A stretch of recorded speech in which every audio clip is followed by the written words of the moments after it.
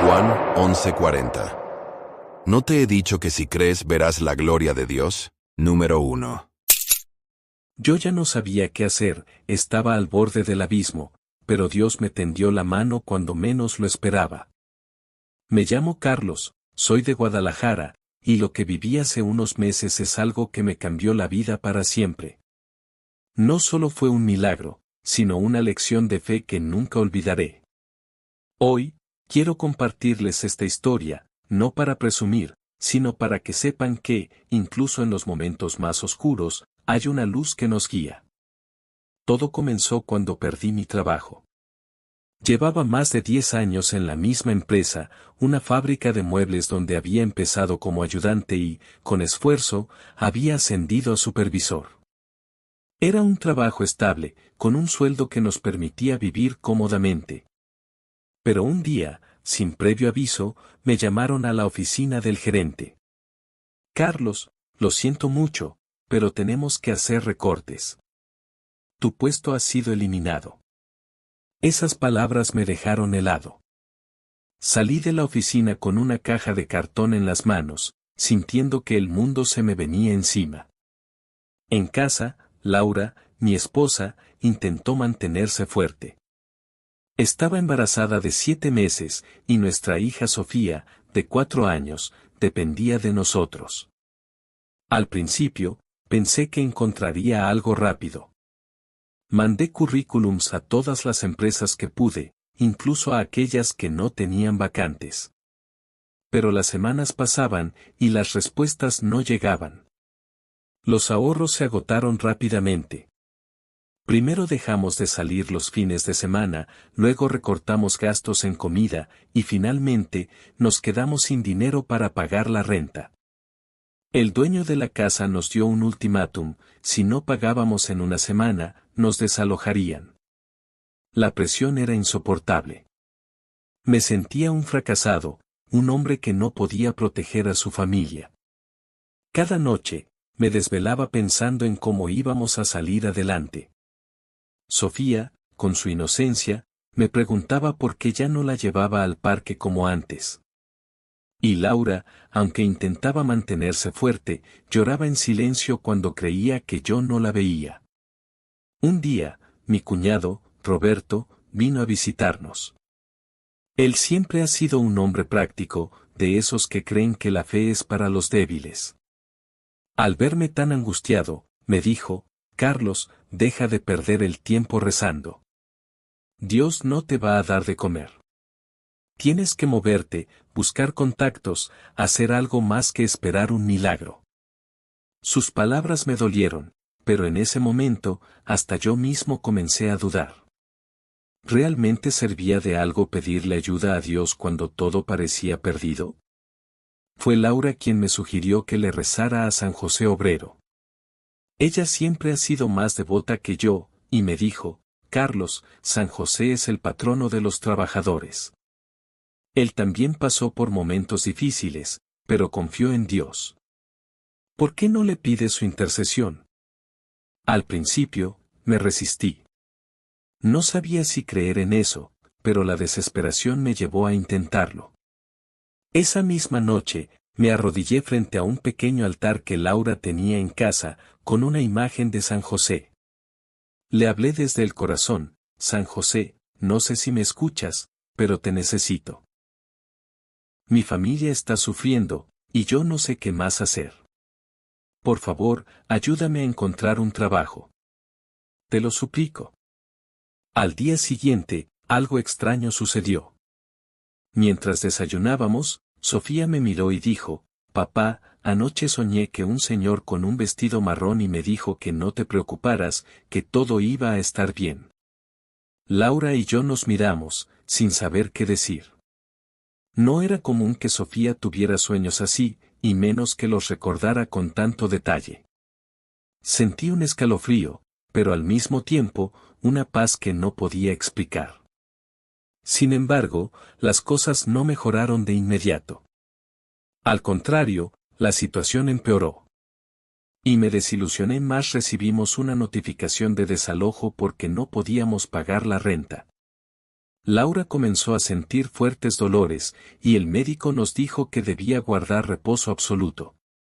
Yo me sentía cada vez más desesperado. Una noche, me quedé solo en la sala, mirando la imagen de San José. Le dije, casi en un susurro, ya no sé qué más hacer. Si no me ayudas, lo perderé todo. Al día siguiente, decidí hacer una última cosa. Fui a la iglesia más cercana y me arrodillé frente a la imagen de San José Obrero. Le prometí que, si me ayudaba a encontrar un trabajo, iría de rodillas hasta el santuario en su honor. No sé de dónde salió esa promesa, pero la hice con toda mi alma. Esa misma tarde, estaba en casa, mirando el teléfono, esperando una llamada que nunca llegaba. Laura estaba descansando, y Sofía jugaba en silencio, como si sintiera la tensión en el aire. De repente, el teléfono sonó. Era un número desconocido. Contesté con el corazón en la garganta. ¿Carlos Martínez? Hablamos de la empresa Tecnogramas de Occidente. Hemos revisado su currículum y nos gustaría ofrecerle una entrevista para el puesto de gerente de proyectos. No podía creer lo que escuchaba. No solo era un trabajo, sino un puesto mejor pagado de lo que jamás había imaginado. La entrevista fue al día siguiente y me contrataron de inmediato. Yo no había mandado mi currículo a esa empresa. Tiempo después me enteré que alguien que me hizo la entrevista en otra empresa les había pasado mi información. Cuando le conté a Roberto, mi cuñado, lo que había pasado, se quedó en silencio. Luego, me dijo, no sé qué decir, Carlos. Tal vez tu oración sí fue escuchada o fue casualidad. Pero me alegro por ti. Hasta él, el más incrédulo de todos, tuvo que admitir que algo extraordinario había sucedido. Hoy, mi familia y yo estamos mejor que nunca. Laura dio a luz a un niño sano, y Sofía no para de hablar de su amigo San José. Yo cumplí mi promesa y fui de rodillas al santuario. Esta experiencia me enseñó que, a veces, la fe es lo único que nos queda, y es suficiente. Dios actúa de maneras misteriosas, y San José fue su instrumento para darme una segunda oportunidad. Así que, si alguna vez sientes que todo está perdido, no te rindas. A veces, los milagros llegan cuando menos los esperas. Número 2. Nunca había sentido un vacío tan grande, hasta que sonó el teléfono. Esa llamada me salvó la vida. Lo recuerdo con claridad, como si hubiera ocurrido ayer. No era solo una llamada. Fue una interrupción en el abismo al que estaba cayendo. Un eco de algo que no podía ver, pero que sentía como si alguien estuviera sosteniéndome justo en el borde de un precipicio. Hasta hoy, sigo preguntándome qué habría pasado si no hubiera contestado. Si alguien me hubiera dicho que esa noche cambiaría todo, no lo habría creído. Era un día más en una rutina vacía. Me desperté tarde, arrastrándome fuera de la cama con el mismo cansancio de siempre. Trabajé un poco, comí sin mucho entusiasmo y, como de costumbre, evité conversaciones innecesarias. No tenía ganas de hablar con nadie. Mi hermana me había escrito temprano preguntando cómo estaba, pero no respondió. ¿Para qué? Sentía que no importaba. Cuando cayó la noche, me encerré en mi habitación. Miré alrededor y me di cuenta de que todo estaba en el mismo desorden de siempre. Ropa sin doblar, una taza de café fría sobre la mesa, las cortinas apenas entreabiertas dejando entrar la luz tenue de la calle. Una vista sencilla, parecía un día normal. Pero algo dentro de mí sabía que no lo era. No fue un pensamiento arrepentido. No fue un arrebato.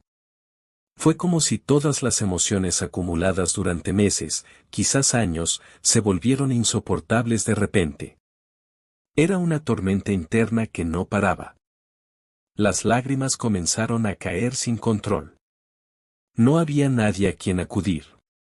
No quería molestar a nadie con mis problemas.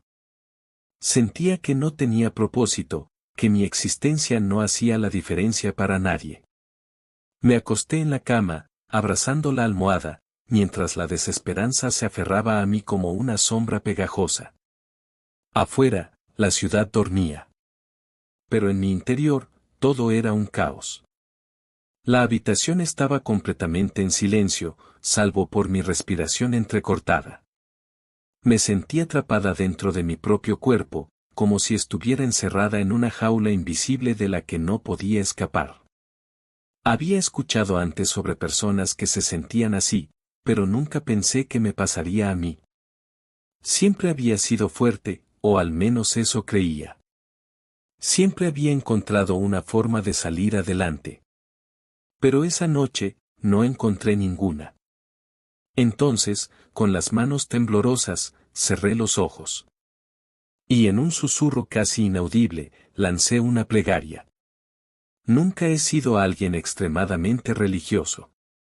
Crecí en un hogar donde la fe estaba presente, pero no era el centro de mi vida. Sin embargo, esa noche, con la voz quebrada, dije lo único que podía salir de mis labios. San Miguel, si en verdad existe, si Dios en verdad me ve, dame una señal. Ni siquiera esperaba una respuesta. Ni siquiera creía que la recibiría. Era más un susurro al vacío, una última esperanza lanzada al viento. Esperaba. Nada. Solo el silencio. Me abracé a mí misma, sintiéndome más sola que nunca. Y entonces, sonó el teléfono. El sonido me hizo sobresaltar. Miré la pantalla con el ceño fruncido. Era mi hermana. Eran casi las 3 de la madrugada. ¿Por qué me llamaba a esa hora? Mi primer instinto fue ignorarla. No tenía ánimos para hablar. Pero, algo me detuvo. Algo dentro de mí susurró, contesta. Tomé el teléfono con manos temblorosas y deslicé el dedo para aceptar la llamada. ¿Hola? Mi voz apenas era un murmullo.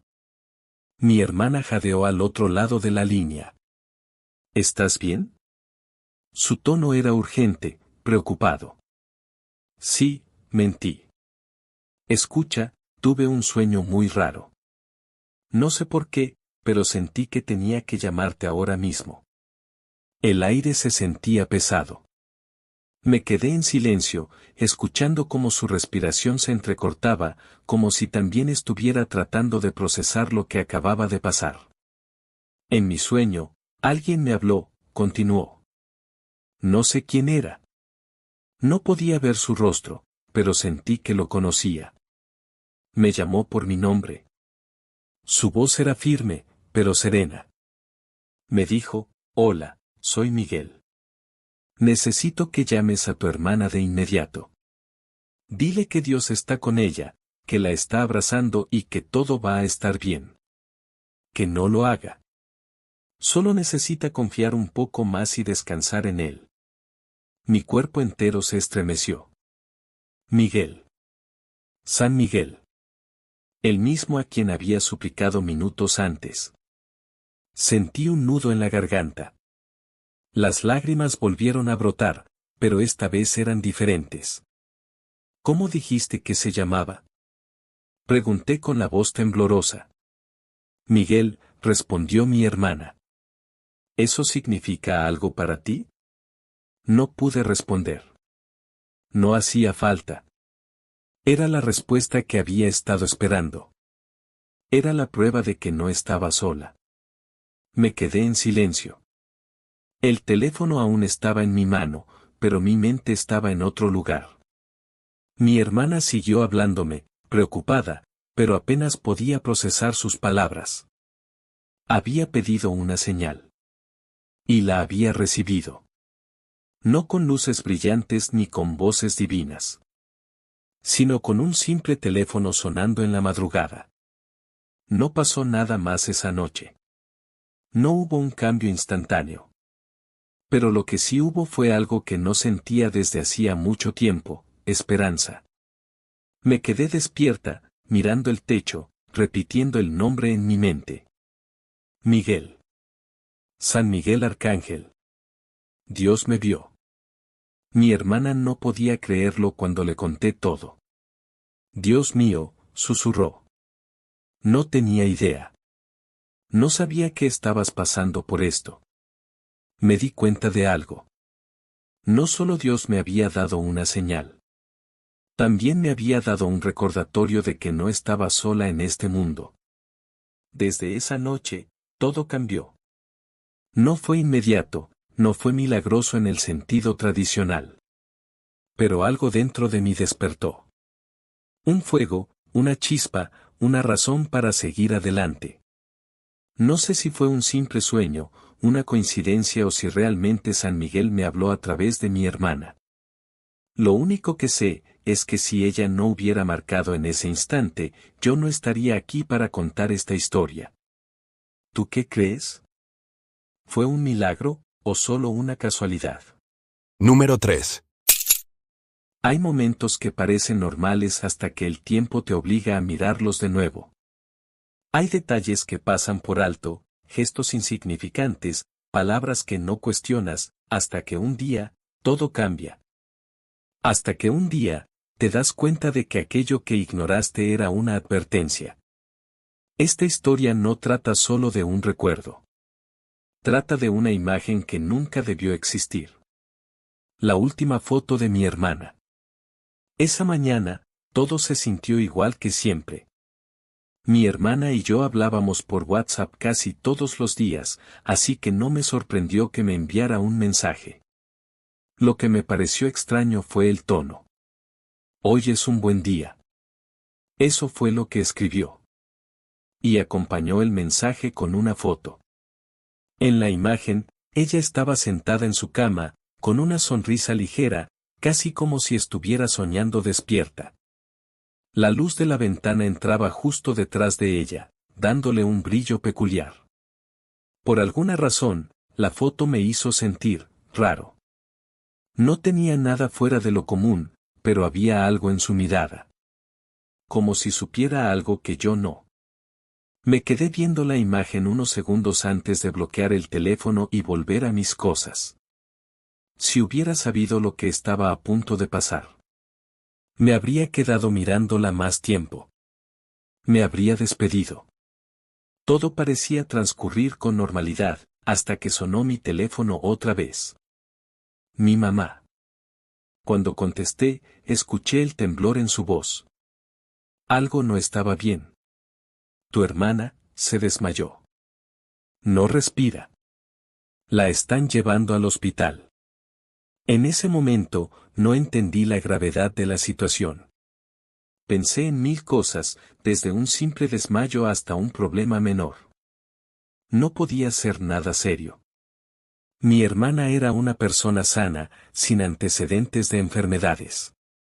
Pero la realidad no tarda en atropellarte cuando se empeña en hacerlo.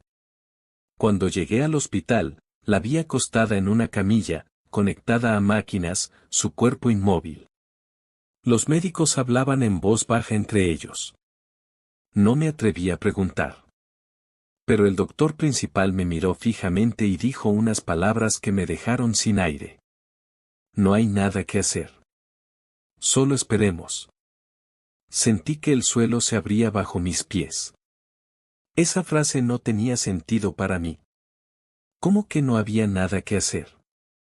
Me aferré a la idea de que debía haber otra solución. Busqué respuestas. Hablé con otros médicos. Pedí más estudios. Pero todos me dijeron lo mismo.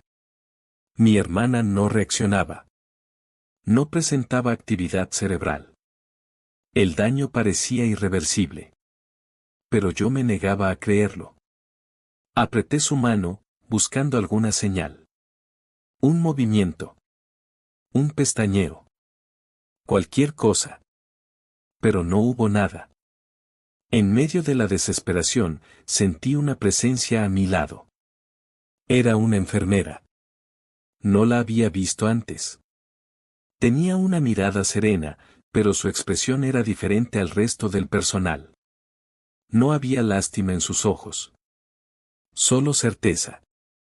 Se inclinó un poco hacia mí y me dijo en voz baja: No tengas miedo. Todo esto ya estaba escrito. Me quedé paralizado. No sé qué responder. Mi mente estaba demasiado saturada para cuestionarlo. Me giré un segundo para ver a mi hermana.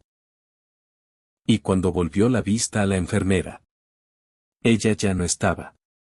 Los minutos se convirtieron en horas. Los médicos comenzaron a desconectar algunos equipos. Sus expresiones lo decían todo. Mi madre sollozaba en la esquina de la habitación, temblando. Yo, simplemente no podía aceptar lo que estaba pasando. No podía ser verdad. Pero entonces llegó el silencio. Un silencio absoluto.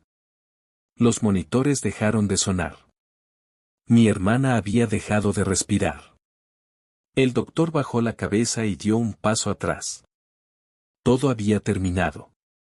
Y justo en ese momento, algo cambió en el ambiente. Fue mínimo. Apenas perceptible. Una corriente de aire recorrió la habitación. Pero no era una brisa normal. Era fría. Como un aliento invisible que se deslizaba entre nosotros. Y entonces, como por reflejo, saqué mi teléfono. No sé por qué lo hice. Solo lo hice. Abrí el último mensaje que me había enviado mi hermana. Toqué la foto para verla de nuevo. Y lo vi. Ahí, junto a ella, en la imagen, había algo. No era un reflejo. No era un efecto de la luz. Era una silueta. Alta. Difusa. Oscura. Estaba parada justo a su lado, en la esquina de la habitación. Era imposible. Esa figura no estaba ahí cuando ella tomó la foto. No tenía rostro, pero de algún modo, sentí que me miraba. Un escalofrío me recorrió la espalda. No podía apartar la vista de la imagen. Y entonces lo escuché. El sonido del monitor. Una señal. Un latido. Luego otro. Los médicos se quedaron congelados. Mi madre dejó de llorar y levantó la vista. Y entonces, vimos lo imposible. Mi hermana, que había dejado de respirar, abrió los ojos. Su expresión era serena. Como si despertara de un sueño. Miró a su alrededor y luego me vio directamente a mí. ¿Me estabas llamando? Mi corazón casi se detiene. Los doctores retrocedieron. No podía creer lo que veían. Uno de ellos murmuró en voz baja: Esto no tiene lógica médica. Pero en ese momento, nadie buscó una explicación. Solo vimos el milagro. Corrí por los pasillos, buscando a la enfermera que me había hablado. Pero nadie la conocía. No había registros de ella en el turno de esa noche. Cuando describí su apariencia, todos me miraron con extrañeza. No existía. Pero yo sabía la verdad. ¿Casualidad? ¿Un error médico? No esperaba convencer a nadie. Pero cada vez que veo esa foto, sé que mi hermana no estaba sola. Número 4. No sé si deberás contar esto. Pero decidí que si lo haría sería por medio de este canal. Durante mucho tiempo guardé silencio. No porque no quisiera hablarlo, sino porque hay cosas que, cuando las dices en voz alta, dejan de ser solo tuyas. Se vuelve algo que otros pueden cuestionar, dudar o incluso ridiculizar. Y la verdad, sé que muchos no me van a creer. Pero cada noche, cuando cierra los ojos, ese momento regresa a mí. Se ha convertido en una especie de sombra que me sigue a todas partes. No es una pesadilla. No es un trauma. Es algo más. Algo que simplemente no puedo explicar. Por eso decidí contarlo. Porque tal vez, alguien allá afuera ha vivido lo mismo y tampoco ha sabido cómo explicarlo. Y porque sé que, si no lo cuento yo, nadie más lo hará. Era una noche común, o al menos así lo creía. El aire se sentía pesado, como si el mundo estuviera esperando a que algo sucediera. No sé si alguna vez tiene sentido eso. Esa sensación de que hay algo extraño en el ambiente, algo fuera de lugar, aunque no puedas ver nada raro. Ese día yo tenía prisa. No había razón para quedarme en la calle más de lo necesario. Caminaba con el paso rápido, la cabeza baja, las manos en los bolsillos, como lo hacía siempre. Las luces de los postes parpadeaban intermitentemente, dándole a la calle un aspecto casi fantasmal. El eco de mis pasos resonaba en las paredes de los edificios cerrados. Todo parecía normal, hasta que lo vi. Un hombre estaba de pie en la esquina, justo bajo una luz titilante. Vestía una chamarra oscura y tenía las manos metidas en los bolsillos. No se movía. No miraba el celular. No parecía esperar a alguien. Simplemente, estaba ahí. Por un instante, tuve la sensación de que me estaba observando. No movió la cabeza, no cambió su postura, pero algo en su presencia me inquietó. No era miedo. Era una alerta interna, una advertencia muda dentro de mí. Un par de veces había visto peleas callejeras en esa zona, incluso asaltos. Mi instinto me decía que no confiaría. Pero no había ninguna razón lógica para sentirme así. Apreté el paso. No quería hacer contacto visual. Pasé junto a la entrada de un callejón estrecho y oscuro, como siempre hacía. Y en ese momento ocurrió. Una voz. Un susurro. Tan bajo que parecía apenas un aliento rozándome el oído. Tan nítido como si alguien estuviera justo detrás de mí. Una sola palabra. Espera. Me congelé. Mi cuerpo se tensó. Cada fibra de mi ser sentía que algo no estaba bien. Gira la cabeza lentamente. No había nadie detrás de mí. El callejón estaba vacío. No había sombras moviéndose, no había pasos alejándose, no había ni siquiera una rata corriendo entre la basura. Nada. Solo un pasillo desierto, iluminado por la luz fría de un faro que zumbaba con un sonido eléctrico casi imperceptible. Mi mente entró en conflicto. ¿Lo imaginabas? Pero fue tan claro. Fui criado para no ser supersticioso. Mi madre decía que solo los miedosos creen en fantasmas y que todo en la vida tiene una explicación lógica. Y sin embargo, algo dentro de mí me dijo que no ignorara esa voz. Me quedé quieto. Mi corazón latía con fuerza. Justo cuando estaba a punto de moverme de nuevo, cuando ya había convencido a mi mente de que todo era una tontería. Ocurrió. Una moto pasó a toda velocidad frente a mí. El rugido del motor se fundió con el estallido de un disparo. Estallido. Un estruendo seco, brutal, que hizo eco en las paredes de los edificios cerrados. Mi cuerpo se sacudió instintivamente. El tipo de moto llevaba una pistola. Desapareció. Y el impacto no fue para mí. El hombre de la esquina cayó al suelo. Todo pasó en una fracción de segundo. El motociclista desapareció en la oscuridad, dejando solo el olor a pólvora en el aire. Debía haber estado ahí. Hola. Mi cerebro tardó en procesarlo. Si no me hubiera detenido, si no hubiera escuchado ese susurro. Respiré agitadamente. El pánico llegó tarde. Mis piernas se sintieron débiles. Había estado a un solo paso de la muerte. Miré de nuevo hacia el callejón. Busqué a quien me habló. Pero no había nadie. ¿Quién me había salvado? Las luces de la calle parpadearon una vez más. Por primera vez en mi vida, me sentí completamente solo y completamente acompañado al mismo tiempo. Mi corazón tardó en calmarse. No podía sacudirme la sensación de que alguien me estaba observando, pero no con malas intenciones. Al día siguiente, todavía temblando por dentro, fui a visitar a mi abuela. Ella tenía 86 años. Siempre decía que la gente mayor sabe cosas que los jóvenes nunca entenderán. Me senté frente a ella. No le conté nada. No le dije del susurro. Ni del disparo. Ni de la moto. Y aún así, ella pareció leerme. Me sirvió un café sin decir nada.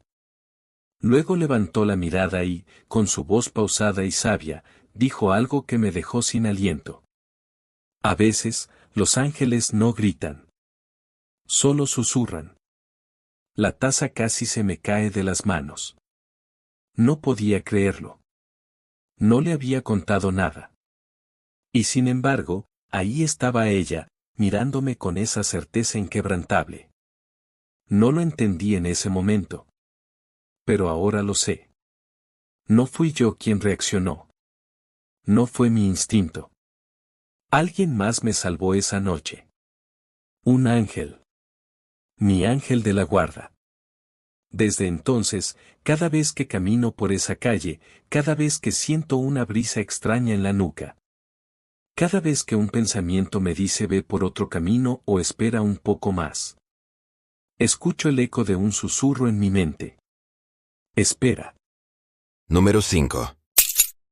Me llamo Javier, soy de Guadalajara, Jalisco, y lo que viví con mi hijo hace 2 años fue algo que jamás olvidaré. Hasta el día de hoy, cuando lo cuento, siento un nudo en la garganta y una paz enorme en el corazón, porque sé que fui testigo de un milagro. Todo comenzó un viernes por la tarde. Mi hijo, Luis, de 19 años, salió en su moto como cualquier otro día. Él siempre fue un chico responsable, pero ese día el destino le tenía preparada una prueba, y a mí también. Recibí una llamada que me heló la sangre. Señor, su hijo ha tenido un accidente. Está grave. Corrí al hospital sin saber qué iba a encontrar. Cuando llegué, lo vi ahí, inconsciente, conectado a máquinas que lo mantenían con vida. Los médicos me dijeron que había sufrido un golpe muy fuerte en la cabeza y que no sabían si despertaría. Los primeros días fueron una montaña rusa de emociones. Luis seguía en coma, y cada vez que los médicos entraban a revisarlo, sus caras eran más serias. Señor, su hijo no responde a los estímulos. El daño cerebral es grave y no podemos saber qué tanto hasta que despierte, me decían. Yo no quería creerlo. Mi Luis, mi niño, el que siempre estaba lleno de vida, ahora estaba ahí, inmóvil, dependiendo de máquinas para respirar. Mi esposa, Marta, y yo nos turnábamos para estar a su lado. Ella lloraba en silencio, rezando en voz baja, pero yo estaba lleno de rabia. ¿Por qué a él? ¿Por qué a nosotros? Luis era un buen chico, estudioso, trabajador, siempre ayudaba a los demás. No merecía esto. Una semana después, los médicos nos dieron la noticia que más temía. No hay mejora. Si en los próximos días no despierta, tendrán que considerar la opción de mantenerlo así por tiempo indeterminado o desconectarlo. Esas palabras me partieron el alma. ¿Cómo podía aceptar que mi hijo se fuera así? ¿Cómo podía decirle adiós a alguien que apenas estaba comenzando a vivir? Los padres nunca están preparados para despedir a sus hijos, eso no es lo natural. Fue entonces cuando mi hermano, Carlos, llegó al hospital.